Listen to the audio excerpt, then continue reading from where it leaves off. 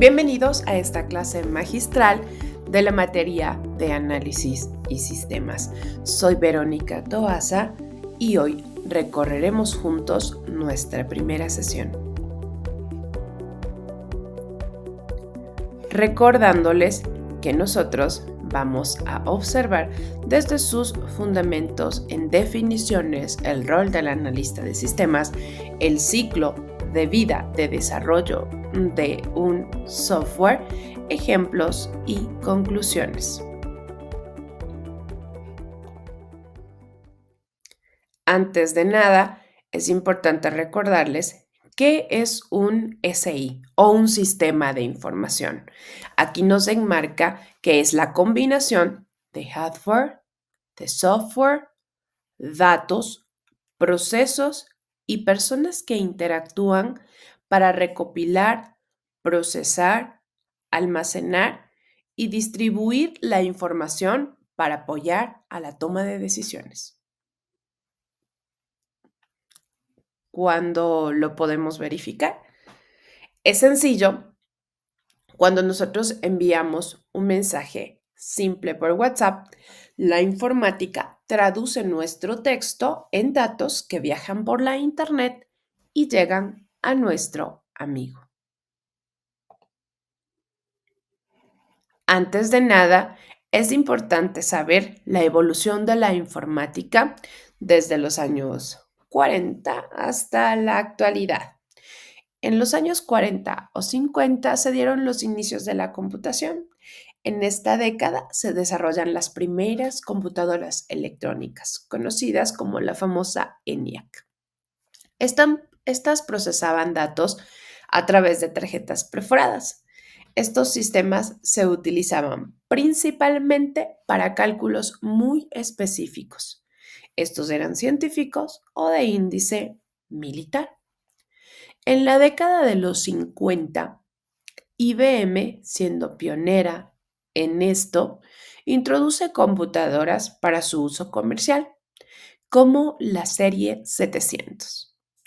Los sistemas de procesamiento de transiciones TPS comienzan a emerger automatizando tareas como la nómina y la facturación.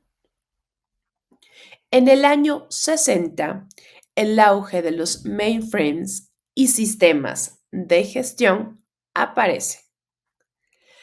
Al final de esta década se desarrollan sistemas de información gerencial, más conocidos como MIS. Estos sistemas estaban diseñados para que los gerentes pudieran acceder a datos de la empresa, a generar informes y para tomar ya decisiones. En la década de los 70, acá lo atribuyen como la era de la computación distribuida y de la base de datos,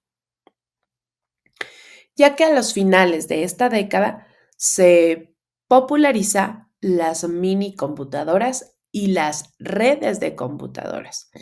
Surge el pequeño ya concepto de una base de datos relacional, lo que facilita a la organización en el acceso a la información. En la década de los 80, la revolución de las computadoras personales. Por fin, en esta década llegan esas computadoras personales de IBM y Apple lleva la tecnología a las oficinas. Comienza a usarse hojas de cálculo, de procesadores de texto, lo que transforma las tareas individuales y de oficina. En los años 90, el nacimiento del Internet y de los sistemas empresariales. A mediados de la década del año 90, su uso comercial del Internet se expande, lo que lleva al desarrollo de aplicaciones web y del comercio electrónico. A los finales de esta década, los sistemas de planificación de recursos empresariales, los famosos ERP, o como SAP y Oracle, se convierten en esa columna vertebral de las grandes empresas, integrando y gestionando la información de todas las áreas, finanzas, producción, recursos humanos y demás. Entonces, en el año 2000, la computación móvil y la Big Data aparecen. A los principios de esta década de los 2000, los teléfonos inteligentes y las tabletas ya forman parte de las personas que interactúan con esta información. A mediados de la década del año 2000, el término Big Data gana mucha popularidad, ya que las empresas acumulan enormes cantidades de datos de diversas fuentes, se desarrollan nuevas tecnologías para procesar, almacenar y analizar esta información masiva. En el año 2010, estamos en la actualidad, ahí aparece la nube, la inteligencia artificial y la hiperconectividad. En esta década de los 2010, los servicios de computación en el cloud o la famosa nube del cloud computing se vuelven una norma para el desarrollo de software y el almacenamiento de datos. Es decir, ahora, en la actualidad, la inteligencia artificial y el aprendizaje automático se integra cada vez más en los sistemas de información, permitiendo la automatización de tareas, el análisis predictivo y la personalización de la experiencia de usuario. Pero, ¿ahora qué tendríamos en tendencias futuras? La hiperconectividad a través del IoT o el Internet de las Cosas y la computación cuántica abren nuevas fronteras para el procesamiento de información. Por completo la relación entre la tecnología y el ser humano. Y es así como recorremos esta línea de tiempo desde los años 40 hasta la actualidad. Se ha recorrido bastante camino en esta evolución informática. Y ahora sí, vamos a conocer un poquito más acerca de los tipos de sistemas de información. Aquí hemos ubicado 4, pero nos vamos a dar cuenta que existen muchos más, porque esto se ha ido actualizando mediante el transcurso del tiempo. En el primer caso tenemos los TPS, más conocidos como los sistemas de procesamiento de transacciones. Vamos a pensar en las cajas registradoras de una tienda. Como punto número 2, los sistemas de gestión de información, más conocidos como los MIS. Estos toman datos de los TPS para generar informes para la gerencia. En el punto número 3, sistemas de soporte de decisiones, DSS. Estos sistemas nos ayudan a los gerentes de alto nivel a tomar decisiones complejas. Y finalmente, en el punto número 4, tenemos sistemas empresariales como los ERP. Estos sistemas integran todas las funciones de las empresas, finanzas, recursos humanos y otros.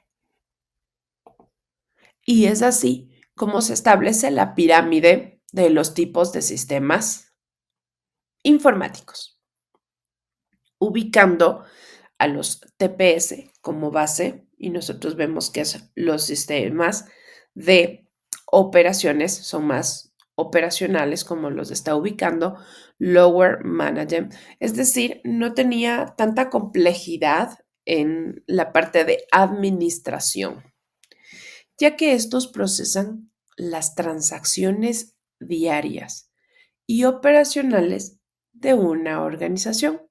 El objetivo principal de las TPS es automatizar tareas, rutinas, como la nómina, la facturación, para mejorar la eficiencia y la precisión. Vamos un poco más detallando ejemplos que se puede dar dentro de los TPS. Los famosos sistemas de puntos de venta, o más conocidos como POS, en tiendas minoristas. En otro caso, vamos a observar los sistemas de procesamiento de pedidos de una cadena de suministros, por ejemplo, o también los sistemas de nómina y contabilidad. Es decir, en este caso las cosas se vuelven mucho más operativas, como dice, tareas rutinarias. Luego de esto, nosotros tenemos los sistemas de gestión de información, más conocidos como los MIS. Y ahí sí estamos hablando de una mediana automatización. En este caso, estos sistemas van a tomar datos de la planta de abajo, que tenemos la base de los TPS. Toman esos datos y los resumen en informes para generar y ayudar a la gerencia a monitorear y controlar las operaciones de la empresa. ¿Para qué? ¿O en dónde vamos a ejemplificar este tipo de sistemas? En informes de ventas mensuales que demuestren el desempeño por producto, por ejemplo, por región, informes de inventario que ayudan a la gerencia a tomar decisiones sobre los niveles de stock, informes de desempeño de empleados, por ejemplo.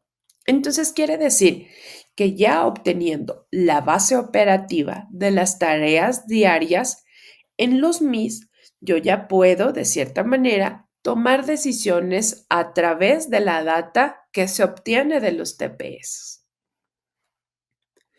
y dando así la continuidad de esta pirámide de los tipos de sistemas operativos, tenemos los DSS, que no son los sistemas de soporte de decisión.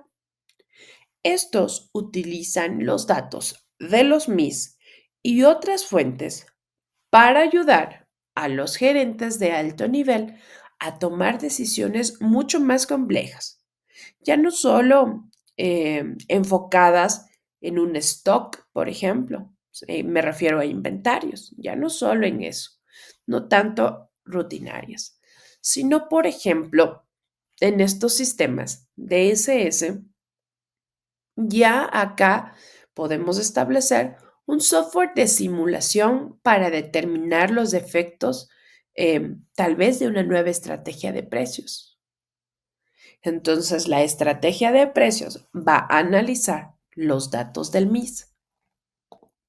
A través de esta simulación, va a permitir establecer nuevas estrategias, ya sean demográficas, por ejemplo, que en ciertos lugares se puede manejar un tipo de producto de precio por temporadas y en otros sectores también. Entonces va a depender de toda esa información que nosotros obtengamos del MIS. ¿Para qué nos ayudaría esto? Son sistemas que analizan los datos del mercado para identificar tendencias y oportunidades de inversión.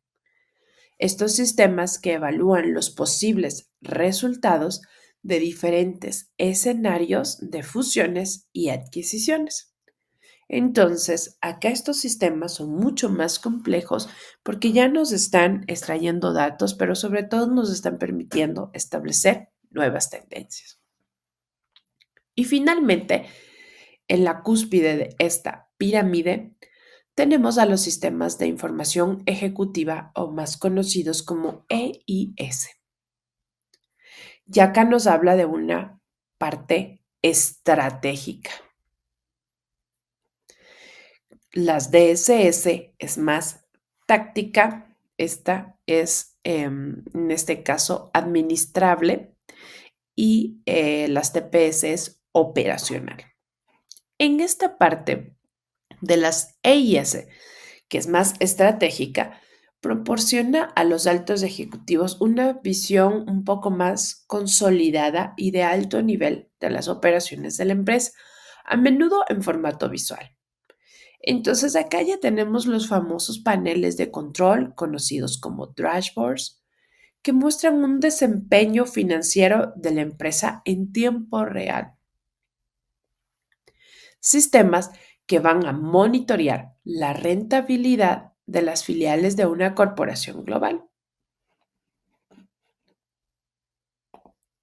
Pero una vez que hemos conocido nuestra tradicional pirámide de los tipos de sistemas operativos, he invertido un poco el juego. He invertido esta pirámide estableciendo así estos tipos de sistemas operativos, ubicándole en la parte inferior a los OAS. Estos tipos de sistemas operativos son los que actualmente nosotros utilizamos en la vida diaria. Los sistemas de automatización de oficinas, conocidos como los OAS, mejoran esa productividad de la oficina en todos los niveles, facilitando la comunicación, la gestión de documentos y demás. ¿Qué programas tenemos dentro de esta clasificación? Las suites de software de productividad, como Microsoft Office, Google, Workspace, procesadores de texto, hojas de cálculo, etc. También tenemos los sistemas de correo electrónico y de programación de reuniones. Entonces, en la parte baja, nosotros obtenemos todo lo que nosotros trabajamos en oficina. Lo conocemos como las OAS. Luego de esto, tenemos en la pirámide los sistemas de colaboración. En este caso, y en diferente a la otra pirámide que nosotros tenemos acá, uno es a veces dependiente del otro. Quería decir que los MIS obtienen los datos de los DPS, que los DSS obtienen datos de los MIS y que generalmente los EIS obtienen datos de los DSS. Acá pasa algo distinto. No necesariamente obtengo datos de las OAS, por ejemplo, a los sistemas de colaboración. No siempre. No es una regla en este caso. Los sistemas de colaboración nos van a permitir que personas en diferentes lugares trabajen juntas de manera más eficiente. Y es lo que nosotros hemos venido trabajando desde un proceso de trabajar virtualmente. Algunas de las plataformas de comunicación son Microsoft Teams, Slack, herramientas de gestión de proyectos como Trello, toda la familia de Asana, Notion y muchas más. Luego de esto, nosotros tenemos los sistemas expertos, más conocidos como ES. Estos sistemas expertos simulan el razonamiento y la toma de decisiones de un experto humano para resolver problemas complejos. ¿A qué se refiere? Generalmente los sistemas de expertos son en un campo específico. Los sistemas de diagnósticos médicos ayudan a los doctores a identificar enfermedades basándose en los síntomas que se ingresan, síntomas que son analizados en la información y nos permiten generar tendencias o predecir ciertas enfermedades. Es decir, para un campo en específico. Luego de esto tenemos a los CRM, más conocidos como los sistemas de gestión de la relación con el cliente. Esto ayuda a las empresas a gestionar y analizar interacciones con los clientes. Ejemplos de estos softwares podemos encontrar para rastrear las interacciones de ventas, el historial de compras de clientes, plataformas de soporte técnico que registran y dan seguimiento a las solicitudes del cliente. Y finalmente tenemos los ERP, que son sistemas de planificación de recursos empresariales. Estos ya integran y centralizan la información de todos los procesos de gestión de una empresa en un solo sistema. Ejemplos de estos sistemas ERPs de SAP, Oracle, que gestionan finanzas, recursos humanos, inventarios, producción. Estos sistemas ERP para pequeñas empresas que integran contabilidad y venta. Entonces, la ubicación de los CRM y los ERP en la pirámide de sistemas de información, la verdad, no se ubican en un único nivel de la pirámide, sino que abarcan varios de ellos. Su naturaleza es ser transversal y funcional, lo que significa que ellos integran, comparten información a través de diferentes niveles de la organización. Es decir, que no importa, en este caso, la ubicación, a diferencia de nuestra otra pirámide, pues ellos van a obtener los datos de dónde están conectados. Y ahora, ¿dónde están ubicadas las IAs y las IoT? Estas básicamente son modelos transversales. Si hablamos de un nivel estratégico, la cúspide en este caso es el nivel, la IA funciona como un sistema de soporte de decisiones o DSS o un sistema experto, por ejemplo, si le dedicamos a un campo específico. La IA puede analizar grandes cantidades de datos del ERP, de un CRM, para identificar tendencias, predecir comportamientos del mercado, simular complejos escenarios, por ejemplo, un modelo de IA que puede ayudar a un CEO para decidir si van a abrir una nueva filial y predecir si va a existir rentabilidad. En nivel de gestión, de medio a este nivel, la IA asiste a los gerentes en toma de decisiones tácticas. Por ejemplo, un sistema de IA puede optimizar la cadena de un suministro, gestión del inventario, recomienda la mejor estrategia de marketing, se basa en los datos de los clientes. Y cuando hablamos de un nivel operacional, que es la base, en este nivel, la IA se usa para automatizar la mejora de las operaciones diarias. Por ejemplo, puede potenciar los chatbots para la atención al cliente, optimizar el enrutamiento de los camiones de reparto o generar respuestas automáticas a correos electrónicos. En resumen, la IA es una herramienta que se integra a través de todos los sistemas modernos. No le podemos ubicar a la cima de la pirámide ni demás, sino puede estar integrada a través de todos. Trasciende esos límites de los modelos clásicos. A diferencia de los sistemas IoT o más conocidos como el Internet de las Cosas, estos tampoco encajan en una categoría de la pirámide de sistemas de información, al igual que la inteligencia artificial. Son una tecnología más conocida como transversal, que se integran en todos los niveles, desde la base hasta la cúspide, para recopilar todos los datos, automatizar procesos y ayudar en la toma de decisiones. La ubicación de los sistemas de IoT a nivel operacional, cuando hablamos de base, en estos niveles los dispositivos IoT actúan como fuentes de datos, sensores, dispositivos de fábrica, hogares inteligentes, vehículos que recopilan información en tiempo real. Esta información va a alimentar a los sistemas de procesamiento de transacciones, como los TPS, por ejemplo, gestiona operaciones diarias, por ejemplo, un sensor en línea de producción que envía datos sobre el rendimiento de una cámara de seguridad, que alimenta un sistema de vigilancia. Un sistema a nivel de gestión, si hablamos de un nivel medio, la IoT puede recopilar información que puede ser procesada, analizada a un nivel para generar informes, pero sobre todo alertas. Estos datos se integran en sistemas de gestión de información, conocidos como los MIS, que también les tenemos dentro de la cadena de nuestro pirámide y los sistemas de planificación de recursos empresariales o ERP para monitorear el rendimiento de los activos, optimizar logística y gestionar el inventario de manera más eficiente. A nivel estratégico, cuando nosotros hablamos de esa cúspide, de esa punta de esta pirámide, el nivel estratégico de los datos de IoT combina con el análisis de datos avanzado y con la inteligencia artificial.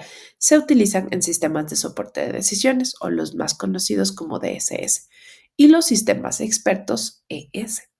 Ayudan a los ejecutivos a tomar decisiones a lo largo del plazo. Por ejemplo, una empresa puede utilizar los datos de los sensores de sus productos en el mercado para predecir las necesidades futuras de los clientes y planificar la estrategia del producto. Es decir, dentro de los tipos de sistemas operativos, la IA y la IoT se convierten en esos ejes transversales durante toda nuestra cadena que hemos visto.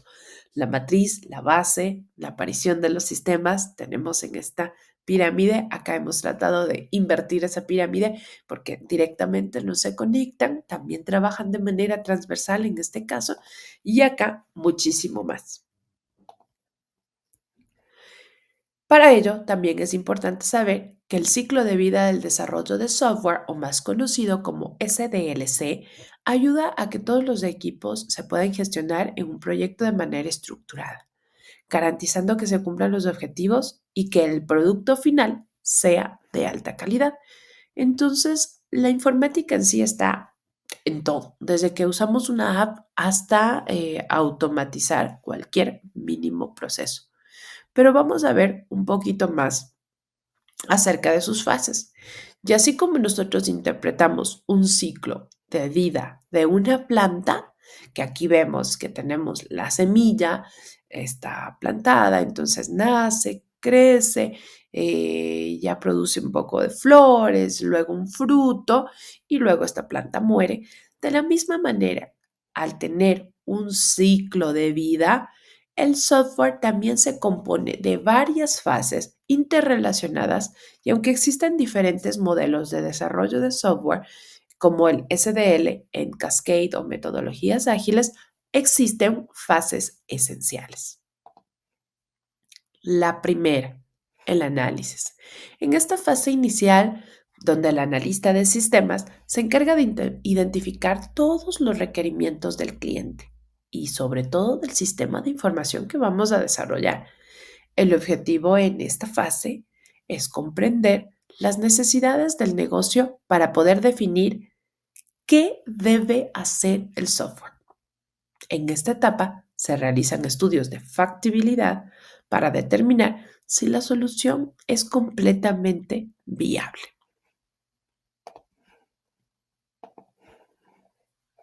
Etapa número 2, el diseño. Una vez que nosotros conocemos todos los requerimientos, se diseña la arquitectura de software y en esta fase se crea un modelo de solución, definiendo cómo funcionará, cómo se organizarán los datos, la base de datos y cómo interactuarán los usuarios con el sistema. Las herramientas CASE, por ejemplo, en este caso de ingeniería de software asistida por computadora, pueden ser de gran ayuda en esta etapa. En la tercera etapa, que hablamos de la implementación, es decir, una vez que se conocen todos los requerimientos, se diseña la arquitectura de software y en esta fase se crea un modelo de solución. Se define cómo va a funcionar, cómo se organizan los datos, las bases de datos, cómo interactúan los usuarios con el sistema y finalmente, con todas esas herramientas, pues ya estaría listo para funcionar. Acá ya vamos a escribir directamente el código del software y todo el proceso de interconexión con el sistema. Fase número 4, las pruebas. Una vez que ya realizamos toda la parte del software y nos aseguramos de que está cumpliendo con todos los requisitos del inicio y que funciona correctamente, buscamos identificar y corregir errores antes de su entrega. Y finalmente hablemos de una fase de despliegue y mantenimiento.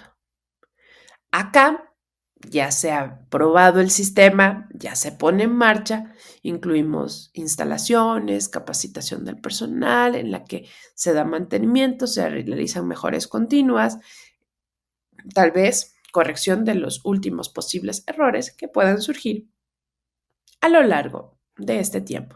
Y por eso existen varias versiones que se va lanzando en vista de que todo sistema es perfectible, todo sistema se puede corregir.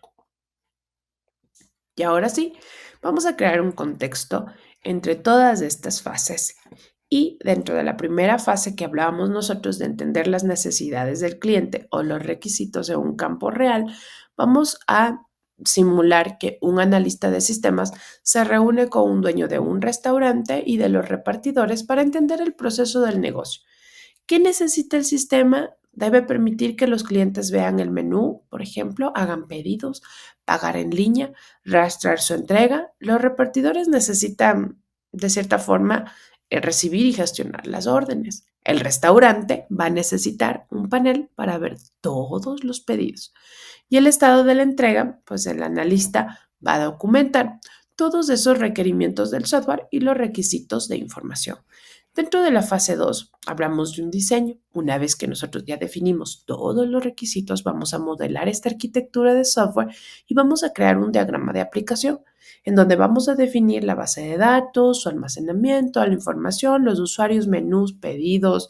Diseñamos tal vez una interfaz de usuario UI, la aplicación que sea más fácil de usar. Se aplican diferentes partes del sistema, la aplicación del cliente, el panel del restaurante, aplicación del repartidor y se comunican entre sí. En la fase 3, esta ya se construye el software. Los desarrolladores escriben el código de la aplicación, iOS, Android, construyen esta base de datos, almacenan todos los menús, los pedidos, implementan el sistema de pago en línea, por ejemplo, y el seguimiento de pedidos. También crean paneles para controlar eh, no sé, la aplicación para los repartidores y demás. Luego tenemos las pruebas en donde el software ya se evalúa para asegurarse si funciona correctamente y cumple todos los requisitos. Es decir, el cliente sí puede hacer un pedido, pagarlo sin errores. El cliente, no, el restaurante recibe el pedido correctamente. El repartidor recibe la notificación de entrega. Es decir, se realizan todas las pruebas de seguridad para verificar que la información de los clientes esté protegida, se corrigen errores que se encuentren y demás. Y finalmente, en la parte de despliegues, cuando ya lanzamos este software, manteniéndolo a lo largo del tiempo. La aplicación lanza en App Stores, en Google Play, se capacita al personal del restaurante cómo utilizar el panel de control después del lanzamiento. Se continúa monitoreando el sistema para corregir errores, añadir nuevas funciones y como un sistema de reseñas o promociones es lo que se está manejando igualmente para optimizar el rendimiento de la aplicación. Y es así como un contexto de un ciclo de vida de software se ha convertido un poco ya más en la realidad. Entonces, ¿cuál es el objetivo ahora sí de un analista de sistemas? Pues la función más principal o su objetivo principal es detectar vulnerabilidades y proponer mejoras antes de que ocurra un incidente. Y aquí están mencionadas algunas de las actividades que debe realizar un analista de sistemas. Primero, detección de necesidades y levantamiento de la información. Como es esta la fase inicial, una de las más importantes, el analista va a ser quien se reúne con los usuarios, clientes, gerentes para entender las problemáticas y las necesidades.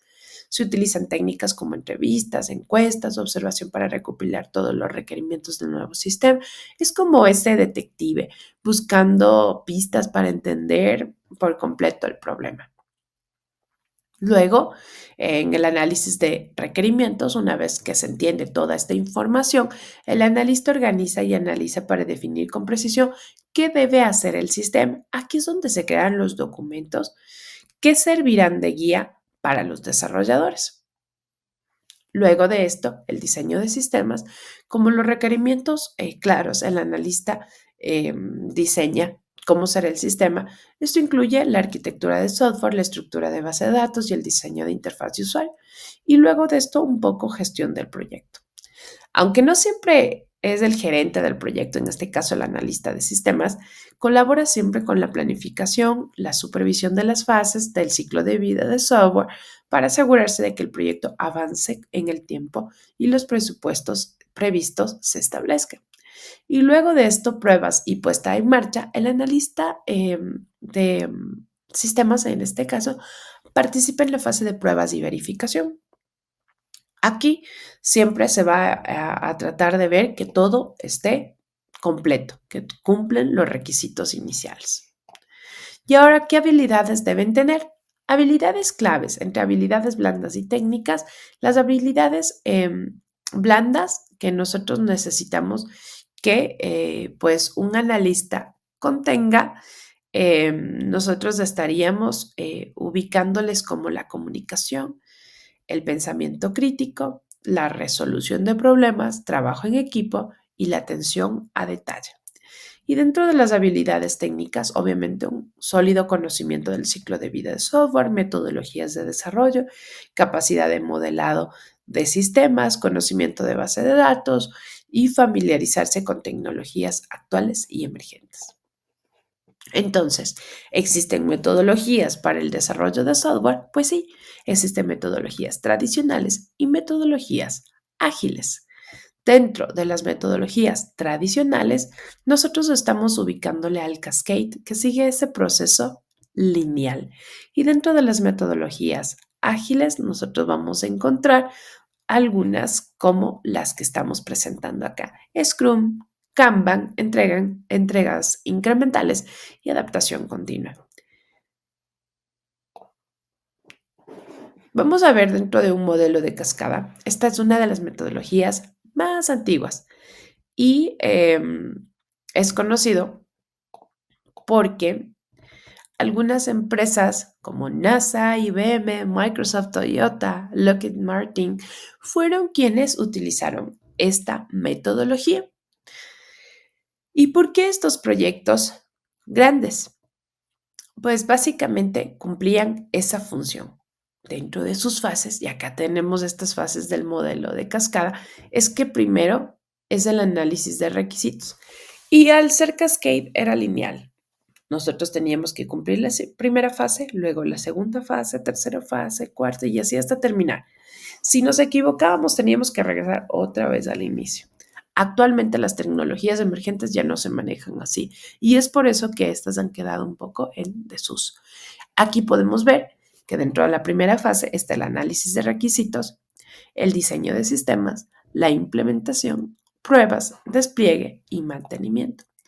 Existen pros y contras dentro de esta metodología y una de las fortalezas es su documentación, ya que tienen fases muy extensas, muy grandes, permite tener una documentación a detalle. Y una de las contras es que ya no es nada flexible y los errores pueden resultar costosos, porque otra vez nos toca empezar de cero, entonces los costos se van incrementando. Las metodologías ágiles, en este caso, como Scrum y Kanban, nos permite una gestión mucho más flexible en el desarrollo de software. Promueve sobre todo colaboración, rentabilidad y que la entrega de la continua del software sea, en este caso, no tradicional como la estábamos viendo, sino mucho más rápida, mucho más fluida, como todas las tecnologías emergentes actuales.